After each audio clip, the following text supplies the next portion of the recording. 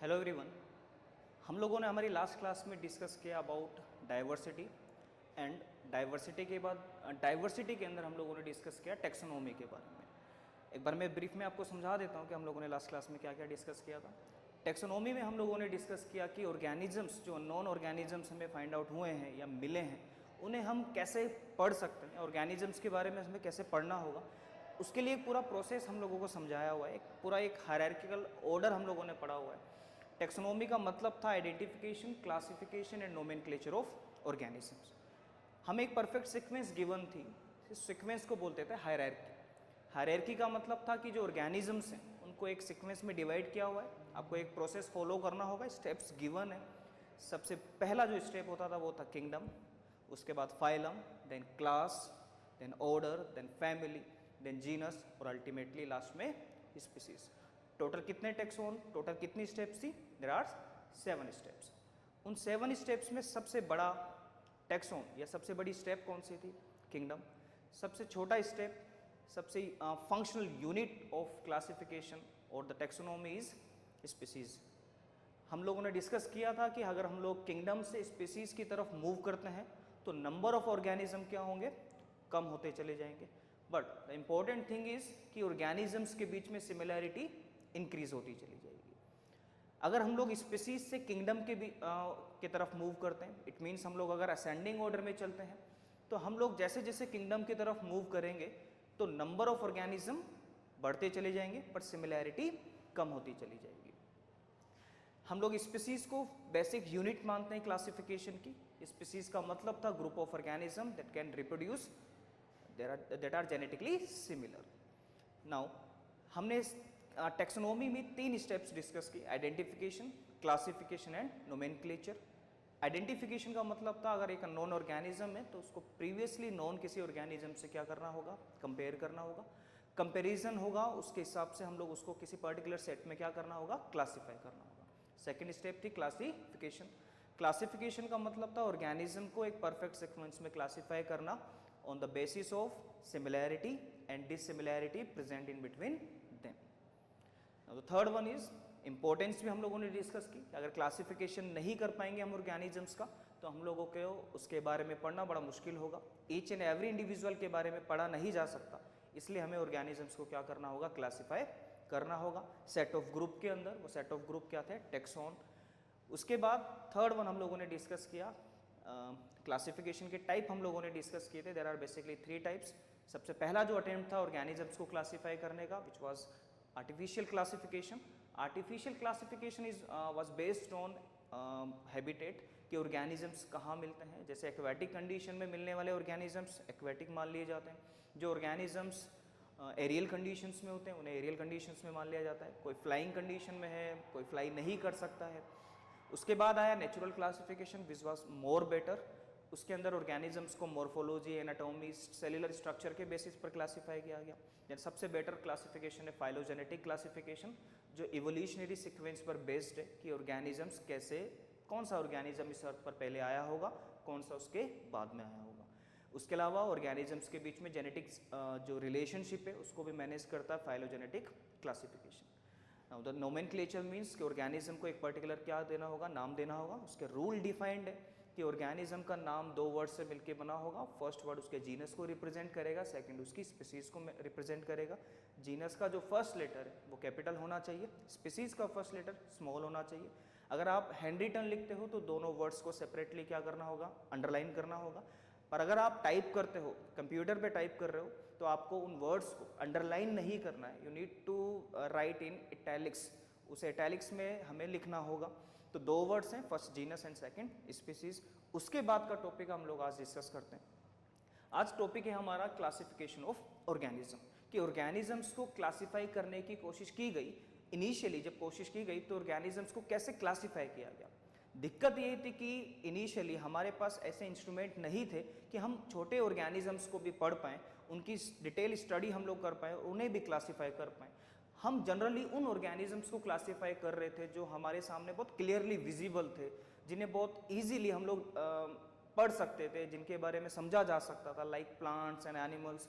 उनके बारे में थोड़ा सा समझना इजी था, तो जो कोशिश की गई वो इसी तरीके से की गई कि ऑर्गेनिजम्स को मॉर्फोलॉजिकल फीचर के हिसाब से क्लासिफाई किया गया। तो स्टार्ट करते हैं क्लासिफिकेशन ऑफ ऑर्गेनिज्म।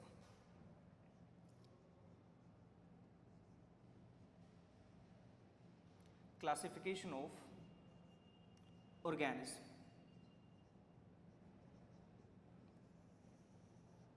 तो जो सबसे पहला क्लासिफिकेशन था वो था टू किंगडम क्लासिफिकेशन। इसका मतलब सभी ऑर्गेनिजम्स को जनरली प्लांट्स, एनिमल्स और जहां माइक्रोब्स ऑल्सो, उन्हें क्लासिफाई कर दिया गया जस्ट बिकॉज ऑफ कि उनके फीचर्स इतने ज़्यादा क्लियर नहीं थे। तो दो किंगडम बनाए गए, किंगडम थे plant and animal, kingdom plantae and animalia. Two kingdom classification, first जो क्लासिफिकेशन था वो था two kingdom classification. Two kingdom classification हम लोगों ने लास्ट क्लास में डिस्कस किया था कि डाइवर्सिटी में, क्लासिफिकेशन में केरलस लीनियस का बहुत बड़ा रोल है। टू किंगडम क्लासिफिकेशन भी केरलस लीनियस ने समझाया था। उनके अकॉर्डिंग टू किंगडम में उन्होंने इंक्लूड किया प्लांटी एंड एनिमेलिया। तो किंगडम थे kingdom plantae and animalia. Kingdom plantae and kingdom animalia. तो जो ऑर्गेनिज्म से जो कहीं अपनी जगह नहीं बना पा रहे थे, वो डिटेल स्टडी थी नहीं, तो ऑर्गेनिजम्स क्लासिफाई किए गए, प्लांट्स, एनिमल्स। बाकी जो ऑर्गेनिजम्स है लाइक बैक्टीरिया, वो अपनी प्रॉपर जगह नहीं बना पाए या उन्हें अपने न्यूट्रिशन के बेसिस पर प्लांट्स में क्लासिफाई कर दिया गया, प्रॉपर उनका प्लेस कहीं था नहीं। तो ऑर्गेनिजम्स प्लांट और एनिमेलिया के अंदर डिफाइन किए गए। प्लांटी का मतलब ऑब्वियसली, प्लांटी का मतलब प्लांट्स के बारे में क्लासिफाई किया गया, और एनिमेलिया का मतलब एनिमल्स के बारे में। तो ऑर्गेनिजम्स को दो किंगडम में डिवाइड कर दिया गया, kingdom plantae and kingdom animalia. Plantae के जनरली फीचर प्लांट्स के क्या होंगे? प्लांट्स के फीचर है लाइक वो अपना फूड फॉर्मेशन खुद कर सकते हैं, means their mode of nutrition is phototrophic. Animals generally food formation वो नहीं करते हैं अपना, तो they are called as heterotrophs organisms. तो इस बेसिस पर कुछ बेसिक फीचर लेकर ऑर्गेनिजम्स को क्या किया गया? क्लासीफाई किया गया। ये क्लासिफिकेशन हर किसी ऑर्गेनिज्म को क्लासीफाई नहीं कर रहा था, इसलिए ऑर्गेनिजम्स को बेटर क्लासीफाई करने के लिए फिर दूसरा क्लासिफिकेशन आया जो और ज़्यादा बेटर था कि प्लांट्स और एनिमल्स के अलावा भी ऐसे बहुत से ऑर्गेनिज्म हैं जिन्हें हमें पढ़ना चाहिए। तो क्लासिफिकेशन उसके बाद जो सेकंड क्लासिफिकेशन आया, two kingdom classification was given by Carolus Linnaeus.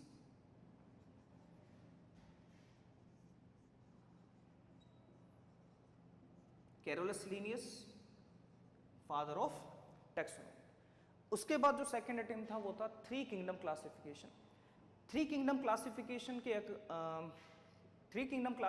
में प्लांट्स एंड एनिमल्स के अलावा भी कुछ ऐसे ऑर्गेनिज्म फाइंड आउट हुए जो सिंगल सेल ऑर्गेनिज्म से उनकी सेलुलर स्ट्रक्चर यूकैरियोटिक सेल थी। उन ऑर्गेनिजम्स को भी क्लासिफाई किया गया, प्लांट्स और एनिमल्स से एक अलग किंगडम में क्लासिफाई किया गया। किंगडम को नाम दिया गया प्रोटिस्टा। तो three kingdom classification was given by Ernst Hückel, और उन्होंने प्लांट और एनिमल के अलावा ये भी माना कि प्लांट्स और एनिमल्स के अलावा जो स्मॉल ऑर्गेनिजम्स हैं, उन स्मॉल ऑर्गेनिजम्स में वो ऑर्गेनिजम्स जिनकी सेलुलर स्ट्रक्चर प्लांट्स और एनिमल के सिमिलर है, उन ऑर्गेनिजम्स को किस में क्लासिफाई किया गया? प्रोटिस्टा में क्लासिफाई किया गया। तो उसके बाद टू किंगडम क्लासिफिकेशन के बाद कौन सा क्लासिफिकेशन था? Three kingdom classification. Three kingdom classification was given by Ernst Haeckel. Second classification होगा three kingdom classification. Three kingdom classification which was given by Ernst Haeckel. तो three kingdom classification was given by Ernst Hückel.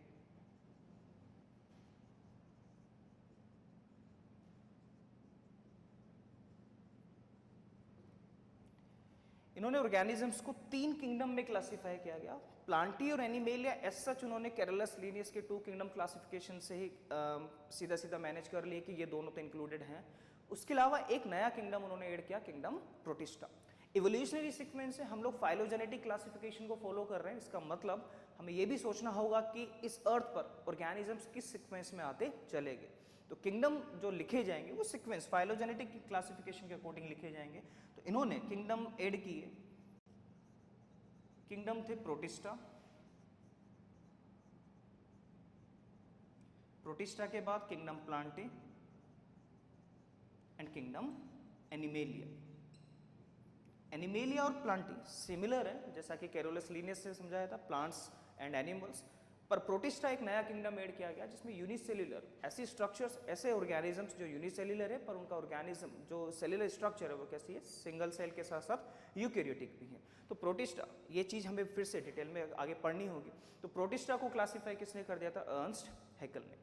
उसके बाद भी दिक्कत अभी भी यही थी कि अभी भी ऐसे बहुत से ऑर्गेनिजम्स हैं जिन्हें क्लासीफाई नहीं किया गया। जैसे आप बात करें बैक्टीरिया की, तो बैक्टीरिया एक ऐसी स्ट्रक्चर है जो सिंगल सेल है नो डाउट, पर उस सेल्युलर स्ट्रक्चर में जो उसके कंपोनेंट्स हैं वो एक यूकैरियोटिक सेल से डिफर करते हैं। यूकैरियोटिक और प्रोकैरियोटिक सेल हम लोग चैप्टर नंबर फर्स्ट सेल में डिस्कस कर चुके होते हैं। प्रोकैरियोटिक सेल का जो स्ट्रक्चर है वो यूकैरियोटिक से मैच नहीं करता, दोनों के अंदर बहुत सारे डिफरेंसेस हैं। पर जो अर्थ का इवोल्यूशन था, वो उस अर्थ के इवोल्यूशन में सबसे पहला जो ऑर्गेनिज्म हम लोग बिलीव करते हैं कि इस अर्थ पर बना होगा वो एक बैक्टीरिया रहा होगा। तो बैक्टीरिया को क्लासीफाई किया गया फाइलोजेनेटिक क्लासिफिकेशन के अकॉर्डिंग। सबसे पहला जो क्लासिफिकेशन में आना चाहिए वो है बैक्टीरिया। उसकी सेल्युलर स्ट्रक्चर अगर डिफर कर रही है यूकैरियोटिक के साथ तो आप उसे प्रोटिस्टा में या किसी और किंगडम में क्लासीफाई नहीं कर सकते।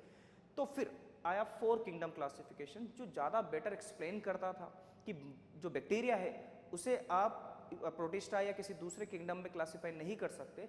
तो फिर उसके लिए बनाया गया एक नया kingdom, kingdom Monera. 4 kingdom classification, 3 kingdom classification के बाद हम लोग पढ़ेंगे 4 kingdom classification which was given bye Copeland. और उन्होंने कैरोलस लिनियस के, इसके साथ साथ अर्नस्ट हैकेल के जो किंगडम गिवन थे वो एज सच उन्होंने मैनेज किए। पर उन्होंने मेंशन किया 4 किंगडम क्लासिफिकेशन में बैक्टीरिया को अलग से क्लासीफाई किया। तो 4 kingdom classification was given by Copeland. 4 kingdom classification was given by Copeland. उन्होंने protista, animalia, plantae kingdom as such लिए, उसके साथ साथ उन्होंने बैक्टीरिया को अलग से क्लासीफाई किया, तो ऐड किया किसको, मोनेरा को। तो 4 किंगडम क्लासिफिकेशन के अकॉर्डिंग हम लोग सीक्वेंस में, फाइलोजेनेटिक सीक्वेंस में चले तो किंगडम कौन से होंगे, मोनेरा। ये ऐड किसने किया था, कोपलैंड ने। उसके बाद प्रोटिस्टा, प्रोटिस्टा के बाद प्लांटे एंड फाइनली एनिमेलिया। तो 4 किंगडम क्लासिफिकेशन में ऐसा माना जाएगा कि सबसे पहले अर्थ पर कौन आया, monera, then protista, then plantae और अल्टीमेटली एनिमेलिया। तो 4 किंगडम क्लासिफिकेशन के अकॉर्डिंग मोनेरा इंक्लूड किया गया। और मोनेरा के अंदर किसके बारे में डिस्कस करेंगे, बैक्टीरिया के बारे में। अलग क्यों किया गया, क्योंकि सेल्युलर स्ट्रक्चर दूसरे यूकैरियोटिक ऑर्गेनिज्म से मैच नहीं करती है। बैक्टीरिया एक प्रोकैरियोटिक सेल है जिसके अंदर ऑलमोस्ट जो भी सेल ऑर्गेनल्स होते हैं वो मेम्ब्रेनस सेल ऑर्गेनल्स एब्सेंट होते हैं। उनकी सेल्युलर स्ट्रक्चर में डीएनए कंपोनेंट बहुत मिनिमम है। वो सारी चीज़ें हमें नोटिस करनी होगी। उसके अकॉर्डिंग ऑर्गेनिज्म को प्रोकैरियोटिक माना जाता है और उसे अलग से क्लासीफाई करने की रिक्वायरमेंट थी। तो किंगडम कौन सा था, मोनेरा। प्रोटिस्टा हम लोग सिंगल सेल ऐसे ऑर्गेनिज्म को क्लासीफाई करेंगे। बैक्टीरिया एक टाइप की कैसी सेल है, प्रोकैरियोटिक सेल। प्रोटिस्टा में हम लोग क्लासीफाई करेंगे यूनिसेल्युलर बट यूकैरियोट्स। यूकैरियोट्स इसके बाद के जो ऑर्गेनिजम्स है वो यूकैरियोटिक है। लाइक प्लांट भी यूकैरियोटिक ऑर्गेनिज्म है। सेल्युलर स्ट्रक्चर में अगर एनिमल्स की बात करें तो वो भी यूकैरियोटिक है। पर यहाँ जो ऑर्गेनिजम्स है वो यूकैरियोटिक के साथ साथ कैसे हैं, single cell organism. Whereas plants and animals कैसे होंगे, मल्टी सेल्युलर स्ट्रक्चर होंगी। प्लांटी और एनिमेलिया हमें डिस्कस करना है, हमें डिटेल में भी पढ़ना होगा।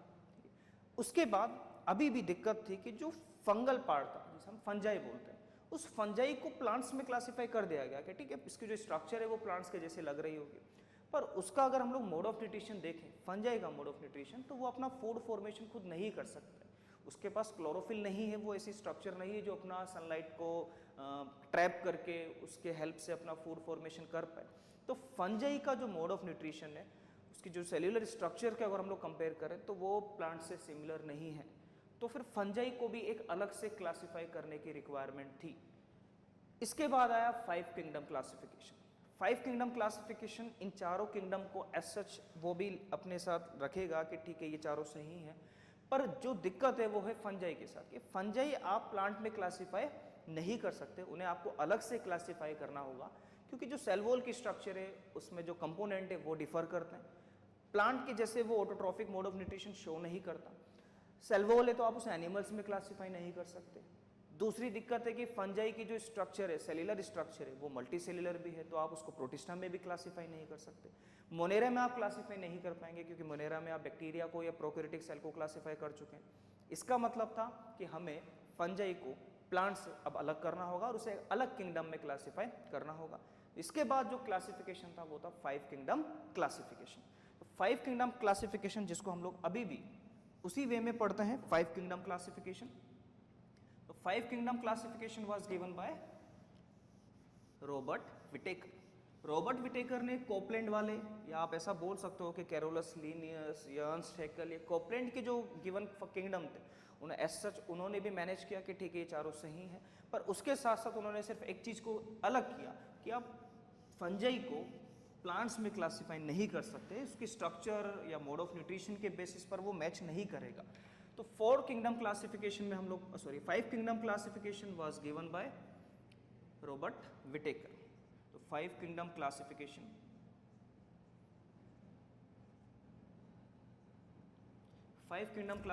was given by Robert Whittaker in 1969। 1969 में रॉबर्ट विटेकर ने 5 किंगडम क्लासिफिकेशन दिया। 5 किंगडम में आपको अगर हमें फाइलोजेनी के हिसाब से पढ़ना होगा, फाइलोजेनेटिक क्लासिफिकेशन के हिसाब से, तो मोनेरा, प्रोटिस्टा, देन फंजाई, फिर प्लांटे और अल्टीमेटली एनिमेलिया। तो 5 किंगडम क्लासिफिकेशन की सीक्वेंस होगी किंगडम मोनेरा,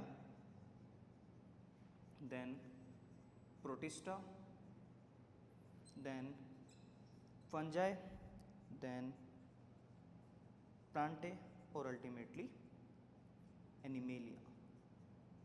5 किंगडम क्लासिफिकेशन में सीक्वेंस फाइलोजेनी के हिसाब से दी हुई है कि सबसे पहले मोनेरा पढ़ना होगा, उसके बाद protista, then fungi, then plantae और सबसे लास्ट में एनिमल्स के बारे में डिस्कस करना होगा। इस चैप्टर में हमें ब्रीफ में पढ़ना है मोनेरा, प्रोटिस्टा एंड फंजाई के बारे में। हमें डिटेल स्टडी करनी होगी about plant kingdom and kingdom animalia के बारे में। तो विटेकर ने जो क्लासिफिकेशन दिया 5 किंगडम क्लासिफिकेशन, किस बेसिस पर दिया गया? क्या उन्होंने अपने क्राइटेरिया पैरामीटर फिक्स किए थे कि ये एक पैरामीटर है जब आप ऑर्गेनिज्म को क्लासिफाई कर सकते हो? उनके पैरामीटर डिफाइंड थे। उन्होंने जो क्लासिफिकेशन दिया वो क्लासिफिकेशन था on the basis of complexity of organism, कि जो ऑर्गेनिज्म है उसकी कॉम्प्लेक्सिटी क्या है। इट मीन्स कि वो प्रोकैरियोटिक सेल है या फिर यूकैरियोटिक सेल है, उस सेल्यूलर स्ट्रक्चर के अलावा वो बहुत सिंपल ऑर्गेनिज्म, इट मीन्स वो यूनिसेल्यूलर है या फिर वो मल्टी सेल्यूलर स्ट्रक्चर है। Third thing, mode of nutrition, वो ऑर्गेनिज्म अपना फूड फॉर्मेशन खुद कर सकता है या नहीं कर सकता। तो कॉम्प्लेक्सिटी, सेल का टाइप क्या होगा, और उसके अलावा मोड ऑफ न्यूट्रिशन के बेसिस पर विटेकर ने क्लासीफाई किया ऑर्गेनिजम्स को। तो विटेकर के अकॉर्डिंग क्लासिफिकेशन किस तरीके से, पैरामीटर क्या लिए, तो विटेकर ने क्लासीफाई किया ऑन द बेसिस ऑफ, तो classification 5 kingdom classification on the basis of, first one is type of cell। Type of cell का मतलब है कि सेल की सेल्यूलर स्ट्रक्चर क्या है। कुड बी प्रोकैरियोटिक सेल, अगर प्रोकैरियोटिक है तो आपको अलग से क्लासिफाई करना है जैसा कि किया गया मोनेरा के अंदर। And eukaryotic cell, eukaryotic cell का मतलब होता है एक ट्रू सेल, प्रोकैरियोटिक सेल का मतलब होता है एक प्रिमिटिव सेल। प्रोकैरियोटिक मतलब एक प्रिमिटिव सेल एंड यूकैरियोटिक मतलब एक ट्रू सेल। प्रिमिटिव का मतलब आप लोगों को पता होगा, प्रिमिटिव का मतलब ऐसे एक स्ट्रक्चर जिसके अंदर न्यूक्लियस वेल डेवलप्ड नहीं है और सेलुलर कंपोनेंट्स उतने डेवलप नहीं है जितना यूकैरियोटिक सेल में है। यूकैरियोटिक सेल एक ट्रू सेल है जिसमें ट्रू न्यूक्लियस है, कवर्ड है न्यूक्लियर मेम्ब्रेन से। तो पहला क्राइटेरिया यही था कि जो सेल्यूलर स्ट्रक्चर है वो यूकैरियोटिक है या प्रोकैरियोटिक है। सेकंड जो बेसिस था क्लासिफिकेशन का वो था कॉम्प्लेक्सिटी, कॉम्प्लेक्सिटी ऑफ ऑर्गेनिज्म। अगर ऑर्गेनिज्म सिंगल सेल है, इसका मतलब एक ही सेल सारे फंक्शन क्या कर रही है, परफॉर्म कर रही है, तो सेल उस बेसिस पर वो बहुत लीस्ट कॉम्प्लेक्स ऑर्गेनिज्म है। एक सिंगल सेल एक ऑर्गेनिज्म की तरह बिहेव कर रही है, वो सारे मेटाबॉलिक प्रोसेसेस को कंप्लीट कर रही है, तो इसका मतलब बहुत बेसिक सी स्ट्रक्चर है। एक सिंगल सेल एक होल ऑर्गेनिज्म की तरह बिहेव कर रही है, तो कॉम्प्लेक्सिटी नथिंग, कोई कॉम्प्लेक्सिटी नहीं है उसके पास। अगर यही स्ट्रक्चर मल्टी सेल्यूलर है, लाइक हम लोगों की बात करें यार multi cellular organism, multi cellular के साथ साथ हमारा तो जो कॉम्प्लेक्सिटी है वो बहुत ज़्यादा है। इसका मतलब ऑर्गेनिजम्स के अंदर सेल्स अरेंज होकर टिश्यूज़ बना रही हैं, देन टिश्यूज़ के साथ ऑर्गन्स बन रहे हैं, तो कॉम्प्लेक्सिटी लेवल बहुत ज़्यादा जा चुका है। तो जैसे जैसे हम लोग मूव कर रहे हैं फ्रॉम मोनेरा टू एनिमेलिया, तो कॉम्प्लेक्सिटी धीरे धीरे बढ़ती चली जाएगी। तो कॉम्प्लेक्सिटी के अकॉर्डिंग ऑर्गेनिज्म कैसे हो सकते हैं, या तो यूनिसेल्यूलर होगा या फिर मल्टी सेल्यूलर। यूनिसेल्यूलर का मतलब है एक सिंगल सेल एक ऑर्गेनिज्म की तरह बिहेव कर रही है। मल्टी सेल्यूलर का मतलब है more than one cells are there. तो ऑर्गेनिज्म यूनिसेल्यूलर भी हो सकते हैं या फिर मल्टी सेल्यूलर भी। दो क्राइटेरिया है, टाइप ऑफ सेल क्या हो सकती है, प्रोकैरियोटिक या यूकैरियोटिक, कॉम्प्लेक्सिटी या तो यूनिसेल्यूलर होगा ऑर्गेनिज्म या फिर मल्टी सेल्यूलर होगा। थर्ड बेसिस था क्लासिफिकेशन का मोड ऑफ न्यूट्रिशन, कि क्या ऑर्गेनिज्म अपना फूड जो न्यूट्रिशन उसे ऑब्टेन करना है वो किस तरीके से परफॉर्म करेगा। या तो वो अपना फूड फॉर्मेशन खुद कर सकता है या फिर नहीं कर सकता। फूड फॉर्मेशन अगर खुद कर सकता है तो ऑटोट्रॉफिक हो जाएगा, अपना फूड फॉर्मेशन कर सकता है लाइक प्लांट्स। अगर नहीं कर पा रहा है तो उसका मतलब हेट्रोट्रॉफिक है, इसका मतलब फूड फॉर्मेशन नहीं कर सकता। पर अगर फूड फॉर्मेशन नहीं भी कर सकता है लाइक एनिमल्स, तो भी मोड ऑफ न्यूट्रिशन क्या हो सकता है। मोड ऑफ न्यूट्रिशन का मतलब होगा फूड हैबिट में क्या आएगा कि प्रोसेस क्या है। जैसे लाइक ह्यूमन बीइंग की बात करें तो हम लोग होलोजोइक मोड ऑफ न्यूट्रिशन को फॉलो करते हैं। होलोजोइक का मतलब होता है पहले हमें खाना खाना होता है, इनसाइड द बॉडी हम उसे क्या कर लेते हैं, डाइजेस्ट करते हैं। डाइजेशन का मतलब होता है सिंपल कंपोनेंट्स में ब्रेक करते हैं। उसके बाद जब वो हमारी एलिमेंट्री कैनाल में या हमारा फूड पाइप में डाइजेस्ट हो जाता है, देन हम उसे क्या कर हमारे एलिमेंट्री कैनाल में, हमारे स्टमक में, इंटेस्टाइन में डाइजेस्ट हो जाता है, तब उसे हम क्या कर लेते हैं, अब्जॉर्ब कर लेते हैं। अब्जॉर्प्शन का मतलब होता है उसे हम ब्लड में मूव करा लेते हैं। देन फिर जो भी रिक्वायरमेंट है सेल्युलर स्ट्रक्चर को चाहिए, हर सेल्स को फूड की रिक्वायरमेंट है, तो वहाँ तक हम उसे क्या कर देते हैं, सप्लाई कर देते हैं। और फाइनली जो भी चीज़ हम लोग डाइजेस्ट नहीं कर पाए उसे बॉडी से क्या कर देते हैं, रिमूव कर देते हैं। तो हमारा मोड ऑफ न्यूट्रिशन क्या हो चुका है तो हेट्रोट्रोफिक, मतलब हम भी हमारा फूड फॉर्मेशन नहीं कर सकते, पर फिर भी हमें खाना खाने के बाद एक परफेक्ट सीक्वेंस फॉलो करनी होती है डाइजेशन के बाद, उसके एजेशन की, उसके अब्जॉर्प्शन की। हर ऑर्गेनिज्म ऐसे बिहेव नहीं करता कि उसे खाना इसी तरीके से खाना, ऑर्गेनिज्म का बिहेवियर अलग अलग तरीके से। कुछ ऑर्गेनिज्म डेड डिकेइंग कंपोनेंट पे डिपेंड करते हैं, कुछ organisms outside the body digestion भी परफॉर्म कर सकते हैं, लाइक बैक्टीरिया कर सकता है। तो कुछ ऑर्गेनिज्म अलग तरीके से डाइजेशन प्रोसेस कंप्लीट कर लेते हैं, कुछ ऑर्गेनिज्म अलग तरीके से करते हैं। इसका मतलब हेट्रोट्रोफिक भी डिफरेंट टाइप का होता होगा। तो थर्ड बेसिस क्लासिफिकेशन का क्या था, थर्ड बेसिस था क्लासिफिकेशन का 5 किंगडम के अकॉर्डिंग ही रॉबर्ट विटेकर ने जिसे माना वो था मोड ऑफ न्यूट्रिशन। तो मोड ऑफ न्यूट्रिशन का मतलब कि ऑर्गेनिज्म अपना फूड फॉर्मेशन कर पाता या नहीं कर पाता। तो mode of nutrition third basis count करेंगे हम लोग according to the Robert Whittaker, तो या तो ऑटोट्रोफिक होगा ऑर्गेनिज्म या फिर हेट्रोट्रोफिक। इसका मतलब फूड फॉर्मेशन कर सकता है, सेल्फ फूड फॉर्मेशन,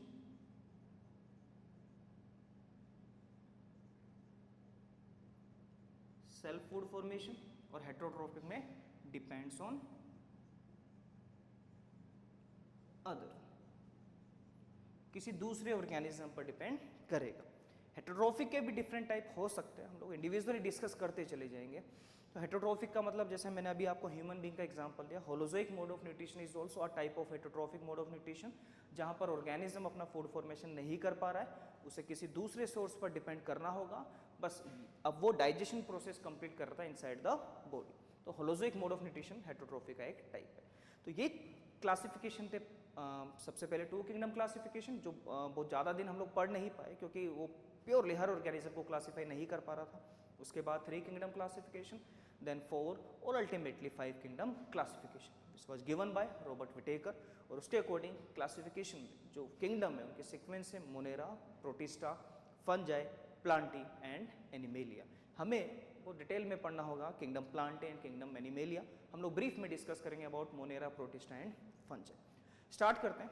सबसे पहले मोनेरा, किंगडम मोनेरा से स्टार्ट करते हैं. किंगडम मोनेरा सबसे फर्स्ट जो किंगडम है मेंशन किया था मैंने आप लोगों को कि उसके अंदर आपको बैक्टीरिया के बारे में पढ़ना हो. तो किंगडम मोनेरा फर्स्ट वहीं से स्टार्ट करेंगे, देन मूव करते हैं प्रोटिस्टा एंड फंजाई पर. किंगडम मोनेरा के अंदर आपको बैक्टीरिया के बारे में पढ़ना होगा या ऐसा मान सकते हैं कि आपके प्रोकैरियोटिक सेल के जो फीचर्स आपको पता है वो आपको याद करने होंगे. तो किंगडम की बात करते हैं. सबसे पहला किंगडम कौन सा था? Kingdom Monera. किंगडम मोनेरा में किसको क्लासिफाई किया है हमने? बैक्टीरिया को. अब बैक्टीरिया की सेल्यूलर स्ट्रक्चर अगर विटेकर के हिसाब से हम लोग पढ़ रहे हैं तो इसका मतलब आपको सेल्यूलर स्ट्रक्चर समझानी होगी. बैक्टीरिया की सेल्यूलर स्ट्रक्चर कैसी होती है? बैक्टीरिया होता है प्रोकैरियोटिक. प्रोकैरियोटिक इसका मतलब प्रिमिटिव न्यूक्लियस या प्रिमिटिव सेल. प्रिमिटिव न्यूक्लियस का मतलब एक ऐसा न्यूक्लियस जो न्यूक्लियर मेम्ब्रेन से कवर्ड नहीं है, without nuclear membrane. Without nuclear membrane ऐसा एक न्यूक्लियस जिसके पास न्यूक्लियर मेम्ब्रेन नहीं है. And most of the membranous cell organelles are absent. Membranous cell organelles are absent, like endoplasmic reticulum,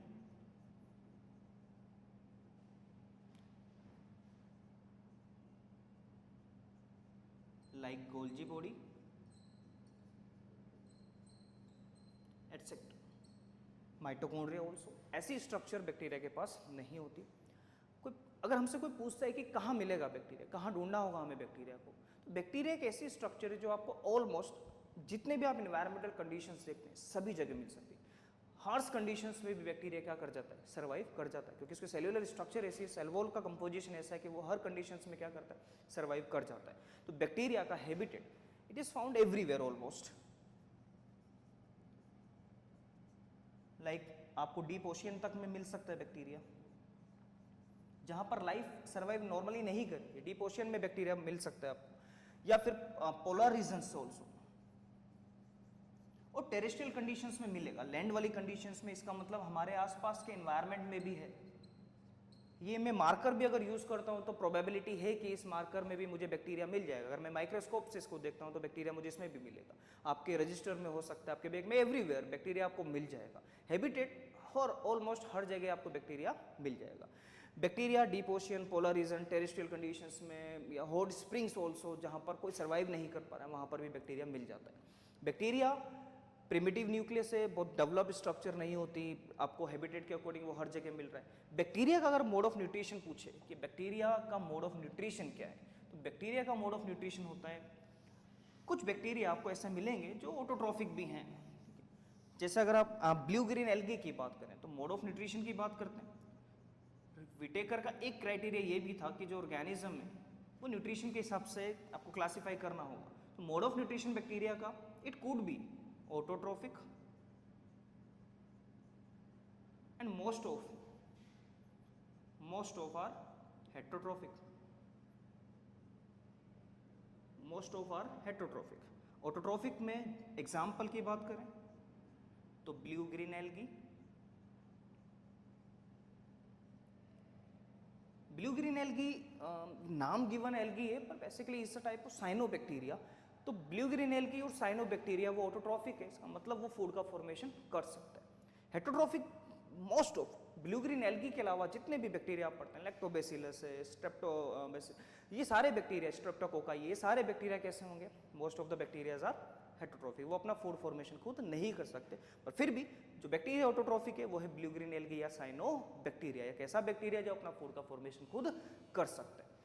अगर सेल्यूलर स्ट्रक्चर की बात करें, प्रिमिटिव है, पर बैक्टीरिया की सेल वॉल की अगर हम लोग बात करें तो सेल वॉल किस चीज की बनी होगी?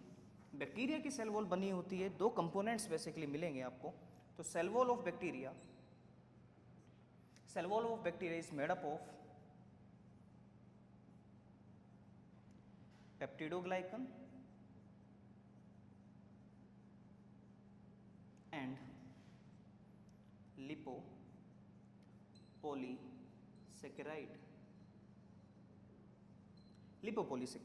पेप्टिडोग्लाइकन एंड लिपोपॉलीसेकेराइड की बनी हुई सेल वॉल होती है बैक्टीरिया के पास। तो मोड ऑफ न्यूट्रिशन ऑटोट्रॉफिक के साथ साथ हेटेरोट्रॉफिक हो सकता है, यूनिसेल्युलर स्ट्रक्चर है, प्रोकैरियोटिक है। लिपोपॉलीसेकेराइड एंड पेप्टिडोग्लाइकन की बनी हुई सेल वॉल है। अगर कोई मोड ऑफ रिप्रोडक्शन की बात करें कि बैक्टीरिया डिवाइड कैसे करता है, तो मोड ऑफ रिप्रोडक्शन बैक्टीरिया का क्या होगा? मोड ऑफ रिप्रोडक्शन होगा असेक्सुअल।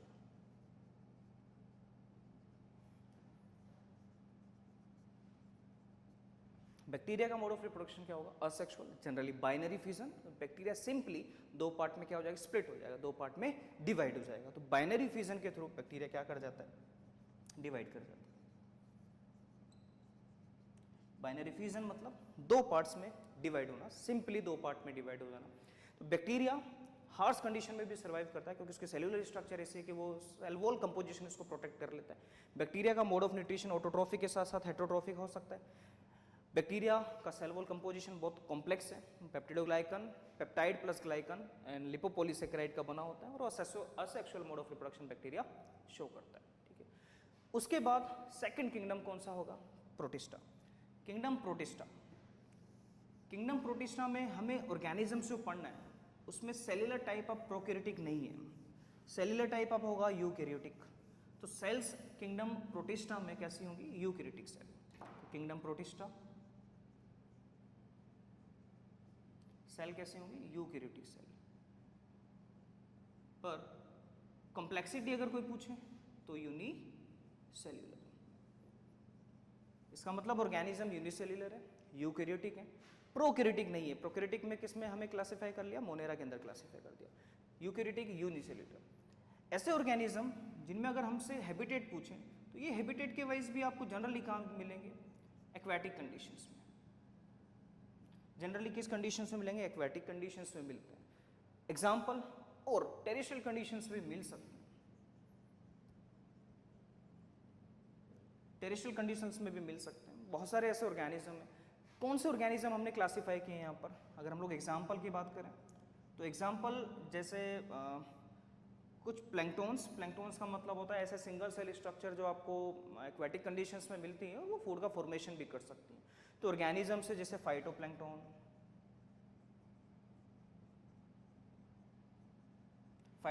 स्मॉल ऐसी स्ट्रक्चर है जो ऑटोट्रॉफिक है। ऐसी स्मॉल स्ट्रक्चर जो ऑटोट्रॉफिक है, इसका मतलब वो अपना फूड फॉर्मेशन कर सकती है। इसके अलावा स्मॉल ऑर्गेनिजम्स जू प्लैंक्टन ऑटोट्रॉफिक नहीं होंगे वो लोग, वो हेटेरोट्रॉफिक का पार्ट हो जाएगा। उसके अलावा यहाँ पर होंगे प्रोटोजोअन्स, प्रोटोजोआ की बात करें तो amoeba, पेरामीशियम, even Euglena also. Euglena एक ऐसा ऑर्गेनिज्म है जो सिंगल सेल तो है और जो एक्वेटिक कंडीशन में मिलता भी है, पर उसका मोड ऑफ न्यूट्रिशन होता है heterotrophic mode of nutrition. Heterotrophic का मतलब होता है एक ऐसा ऑर्गेनिज्म जो ऑटोट्रॉफिक तो है पर वो हेटेरोट्रॉफिक भी हो सकता है। इसका मतलब मिक्सोट्रॉफिक है। मिक्सो का मतलब auto as well as heterotrophic, mode of nutrition दोनों। यूग्लिना एक ऐसा ऑर्गेनिज्म है, स्पेशल इंपॉर्टेंट नोट में लिख सकते हैं हम लोग कि जो यूग्लिना है, it's a type of protozoa. Euglena एक टाइप का ऐसा ऑर्गेनिज्म है जिसमें मोड ऑफ न्यूट्रिशन क्या होगा? यूग्लिना का मोड ऑफ न्यूट्रिशन होगा ऑटोट्रॉफिक। तो mode of nutrition as well as heterotrophic. Mode of nutrition क्या होगा? मोड ऑफ न्यूट्रिशन होगा मिक्सोट्रॉफिक।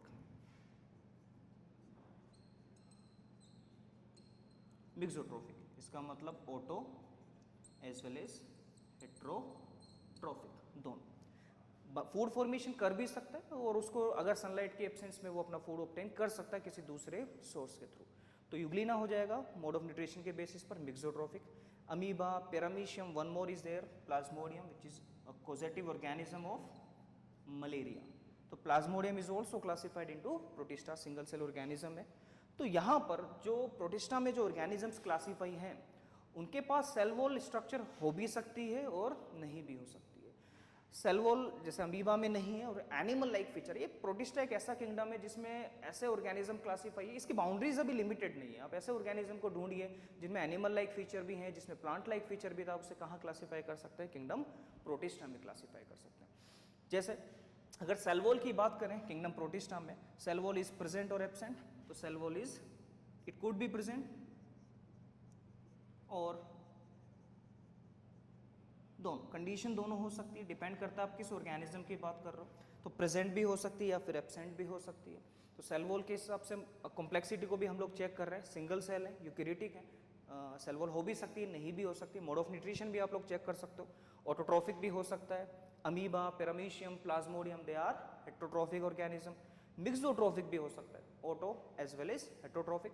इसका मतलब मोड ऑफ न्यूट्रिशन क्या होगा? मोड ऑफ न्यूट्रिशन भी ऑटोट्रॉफिक भी हो सकता है एंड हेट्रोट्रॉफिक भी हो सकता है।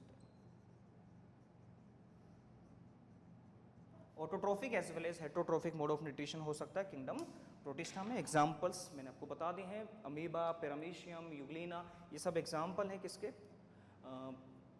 प्रोटिस्टा के। थर्ड जो किंगडम होगा वो थर्ड किंगडम है फंजाई। किंगडम फंजाई के बारे में थोड़ा सा ब्रीफ में एक बार देखते हैं कि किंगडम फंजाई में हमने किस टाइप के ऑर्गेनिजम्स को क्लासीफाई किया हुआ है। पहले प्लांट में हम लोग क्लासीफाई करते थे, पर अब 5 किंगडम क्लासिफिकेशन के अकॉर्डिंग आप फंजाई को प्लांट में क्लासीफाई नहीं कर सकते। तो किंगडम फंजाई में हम लोग क्लासीफाई करेंगे फंजाई के बारे में। अब स्ट्रक्चर वेरी नहीं करेगी, वेरी का मतलब है इसे एक नाम और दे सकते हैं, माइकोटा। फंजाई की जो सेल्यूलर स्ट्रक्चर है fungi, it could B unicellular, like example की बात करें तो east. It could B multicellular, most of the example जो हमारे पास है वो कैसे होते हैं? मल्टीसेल्यूलर एग्जाम्पल जो जनरली फूड को स्पॉइल करने के लिए रिस्पॉन्सिबल माने जाते हैं। तो ऐसी फंजाई जो फूड को स्पॉइल कर सकती है। तो लाइक एग्जाम्पल लेता हूँ पेनिसिलियम, नोटेटम, एक ऐसी फंजाई जिससे सबसे पहले एक एंटीबायोटिक डिस्कवर हुई थी, नाम था पेनिसिलिन। वो एक मल्टीसेल्यूलर फंजाई का एग्जाम्पल है। यीस्ट एक सिंगल सेल फंजाई का एग्जाम्पल है। तो यूनिसेल्यूलर हो सकता है, मल्टीसेल्यूलर हो सकता है।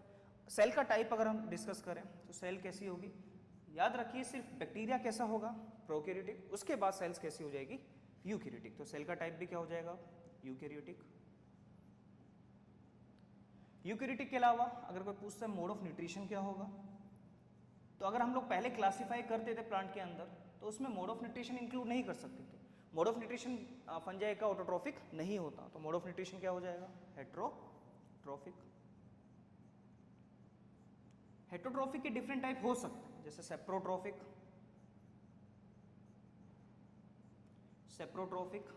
As well as parasitic also. Fungi parasitic mode of nutrition भी शो करती है, इसका मतलब किसी दूसरे ऑर्गेनिज्म को नुकसान भी पहुंचा सकती है।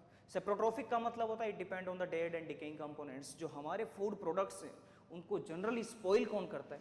Fungi and bacteria. Mode of nutrition कैसा हो जाएगा? हेट्रोट्रॉफिक, वो अपना फूड फॉर्मेशन खुद नहीं कर सकते। सेल वॉल की बात करें, cell wall is made up of chitin. Cell wall of fungi is made up of chitin, it is made up of chitin. Cell wall के अलावा अगर कोई रिप्रोडक्शन के बारे में हमसे पूछे तो mode of reproduction in fungi is,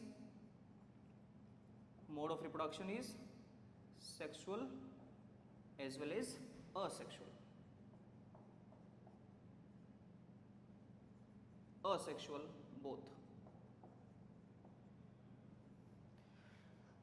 generally जो फंजाई आप अपने फूड प्रोडक्ट को स्पॉइल करते हो देखोगे, म्यूकर है, वो फंजाई हमारे फूड प्रोडक्ट को सेप्रोट्रॉफिक मोड ऑफ न्यूट्रिशन से क्या कर देती है? स्पॉइल कर देती है।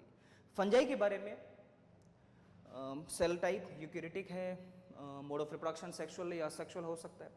इसकी जो स्ट्रक्चर है फंजाई की, वो हम लोग हमारे नेक्स्ट लेक्चर में थोड़ा सा और डिटेल में पढ़ेंगे। फंजाई के बारे में भी हमें अभी थोड़ा सा ब्रीफ में ही देखना होगा, उसके बाद हम लोग डिटेल स्टडी बाद में करेंगे।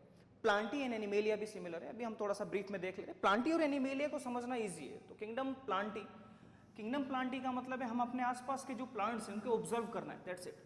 जो हम हमारे आसपास के प्लांट्स को ऑब्जर्व करेंगे तो हमें देखने को मिलेगा कि प्लांट्स की जो स्ट्रक्चर है वो मल्टी सेल्युलर है, उसके साथ साथ प्लांट किंगडम प्लांटी। अगर यहाँ हम एल्गीज को क्लासीफाई कर रहे हैं, algae are also classified into plantae, तो उस केस में स्ट्रक्चर कुछ एल्गीज हमारे पास ऐसे होते हैं जो सिंगल सेल स्ट्रक्चर भी होते हैं। तो किंगडम प्लांटी में सेल टाइप क्या हो जाएगा? सेल टाइप अब बैक्टीरिया के अलावा सभी कैसे हैं? यूकैरियोटिक। अगर हम लोग कॉम्प्लेक्सिटी की बात करें